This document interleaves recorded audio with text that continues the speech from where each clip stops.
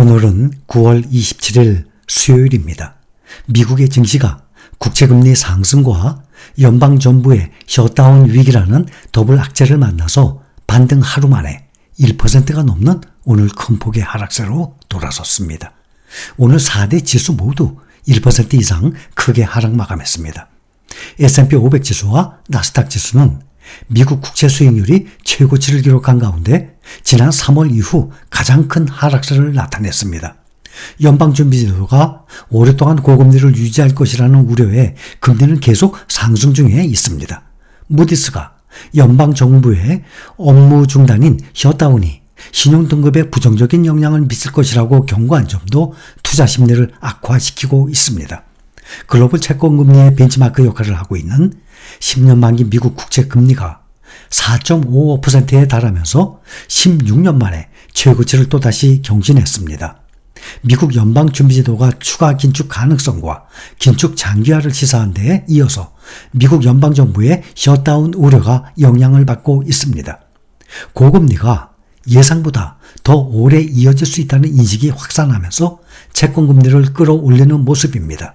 오늘 다우, S&P 500, 나스닥, 필라델피아 반도체 모두 1% 이상 크게 하락을 했는데 다우 1.14% 하락해서 33,618입니다. S&P 500은 1.47% 하락해서 4,273입니다. 4,300 아래로 떨어졌습니다. 나스닥은 1.57% 하락 13,063. 필라델피아 반도체 지수가 가장 많이 떨어졌습니다. 1.77% 하락해서 3,329입니다. 다우지수는 하루 낙폭으로 보면 3월 이후 6개월 만에 최대를 기록했습니다. 다우지수는 또 5월 이후 처음으로 200일 이동 평균선이 무너졌습니다.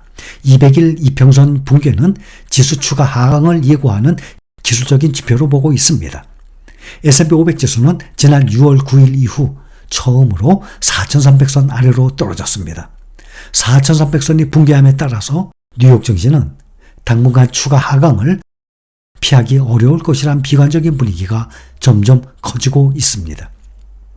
오늘 빅테크 7종목 보면 어제는 모두 상승했었는데 오늘은 반대로 모두 하락했습니다. 특히 어제 가장 많이 올랐던 아마존, 오늘 반대로 가장 크게 하락했습니다. 4% 이상 떨어졌습니다. 아마존은 연방거래위원회가 반독점법 위반 혐의로 제소했다는 소식이 알려지면서 급락했어요. 미국 정부가 세계 최대 전자상거래 업체 아마존을 상대로 전자상거래 시장에서의 반독점 소송을 제기했습니다. 미 연방거래위원회는 아마존이 전자상거래 시장 독점을 통해서 쇼핑객들을 위한 품질을 떨어뜨리고 판매자들에게는 과도한 요금을 부과한 것으로 드러났다면서 시애틀 연방법원에 소송을 제기했다고 오늘 밝혔습니다. 미국 연방거래위원회는 소장에서 아마존이 온라인 마켓플레이스 서비스에서 경쟁자들을 배제하고 경쟁을 억제하기 위한 행위 과정에 관여했다면서 플랫폼에서 눈에 띄는 배치를 대가로 판매자들에게 자사의 물류, 배송 서비스를 이용하도록 강요하고 경쟁 사이트에서 낮은 가격을 제시하는 상인에게는 페널티를 부과했다고 설명했습니다. 이에 대해서 아마존은 즉각 반박한 상태입니다. 오늘 애플이 2.34% 하락하고 아마존은 4.03% 떨어졌습니다. 테슬라도 1.16% 떨어졌습니다. 그런데 증권사가 시장 수익률 상회의 등급을 부여하니까 테슬라의 대항마로 불리는 리비안이 오늘 5% 이상 급등을 했습니다. 미국 증시에서 리비안은 전 거래일보다 5.35% 급등한 22.26달러 기록했습니다. 미국의 증권사 비어드가 이날 보고서를 내고 리비안의 등급을 시장 수익률 상회로 부여했기 때문으로 보입니다. 이 회사의 전기자 분석가 벤 칼로는 리비안의 실적이 시장의 예상치를 상회할 것이라면서 이 같은 등급을 부여해서 오늘 5% 이상 급등했습니다. 정부의 셧다운에 대한 우려, 미 증시 하락에 한몫을 하고 있습니다. 며칠 안 남았죠? 내년도 예산 협상 타결시간 30일 나흘 앞으로 다가옴에 따라서 셧다운에 대한 우려는 더욱 고조되고 있습니다. 셧다운을 막기 위해서는 2024년 회계연도가 시작되는 10월 1일 전에 미국 의회가 예산안을 처리해야만 하지만 여전히 교착 국면입니다. 예산법안 심의 권한을 쥔 하원 다수당 공화당 내 강경파들은 대규모 삭감을 주장하고 있습니다. 전날 세계 3대 신용평가 그 중에 하나 무디스는 셧다운이 현실화할 경우 미국의 국가 신용도에 부정적인 영향을 미칠 것이라고 경고를 한 상태입니다. 이번 주에는 페드 당국자들의 발언과 주요 경제지표 발표가 이어집니다. 제롬 파월 페드 의장은 28일 온라인 타운홀 미팅에서 입을 열게 됩니다. 페드 3인자로 불리는 존 윌리엄스 뉴욕 연은 총재는 29일 발언을 합니다. 이와 함께 2분기 국내 총생산 확정치, 개인 소비지출 PCE, 미시간대 소비자 심리지수 등도 이번 주 중에 발표될 예정입니다. 그리고 미국의 최대 은행 JP모건이죠. 거기에 회장 겸 최고 경영자 제이미 다이먼의 발언이 오늘 또 주식시장에 찬물을 끼얹은 결과가 나왔습니다. 인플레이션 우려에 대해서 계속 경고를 해온 제이미 다이먼 JP모건 최고 경영자가 7%의 금리를 언급한 점도 투자 심리를 악화시키고 있습니다.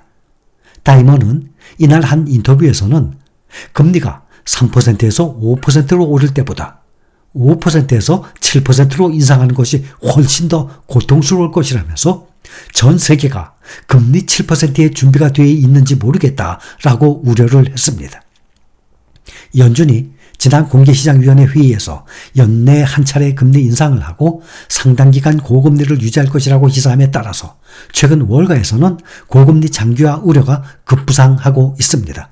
오늘도 닐 카시카리 미네폴리스 연은 총재는 미국 경제의 놀라운 회복력을 감안할 때 중앙은행은 인플레이션을 시키기 위해서 금리를 다시 인상하고 높게 유지해야 할 것이라고 발언을 했습니다. 금리를 더 높게 더 오래 가져가야 한다는 것입니다. 이 같은 전망은 뉴욕 증시에 큰 압력을 가하고 있습니다. 이에 따라서 10년 만기 국채 수익률 2007년 이후 지금 최고 수준을 보이고 있고 달러도 10개월 내 최고로 오르는 등 강세입니다. 또 오늘 발표된 경제 지표들 경기 하강 우려를 부추기고 있습니다. 사실 특별히 악재라고 볼 수 없는 작은 경제 지표에도 지금 민감하게 반응하는 중입니다. 미국 상무부에 따르면 8월 신규 주택 판매는 전월보다 8.7% 감소한 연율 67만 5천 채를 기록했습니다. 이것은 월가 예상치 69만 5천 채를 밑돌았고 지난 3월 이후 가장 적은 수치입니다. 국채금리 상승에 따라서 주택담보대출 모기지 금리가 7%를 웃돌면서 거래량이 크게 줄은 것으로 보입니다. 경기에 대한 소비자 신뢰도 떨어졌습니다. 민간 경제조사기관인 컴프로스보드의 소비자 신뢰지수는 8월 108.7에서 9월 103으로 뚝 떨어졌습니다. 이것은 월가 전망치 105.5를 하회했고 4개월 만에 최저치를 기록했습니다. 인플레이션을 우려를 부추기고 있는 국제유가 상승세로 또 돌아섰습니다. 경기 둔화 우려에도 불구하고 4분기 공급 부족 전망이 부각된 탓입니다. 뉴욕 상업거래소에서 서부 텍사스산 원유 가격이 0.79% 오른 $90 넘게 배럴당 90.39달러의 거래를 마쳤습니다. 종가 지난 19일 이후 가장 높습니다. 또 월가의 공포지수 12% 폭등을 하면서 벌써 20선에 바짝 다가섰습니다. 월가의 공포지수라고 부르는 시카고 옵션 거래소의 VIX 변동성 지수도 폭등을 했습니다. 오늘 12.07% 폭등한 18.94로 뛰었습니다.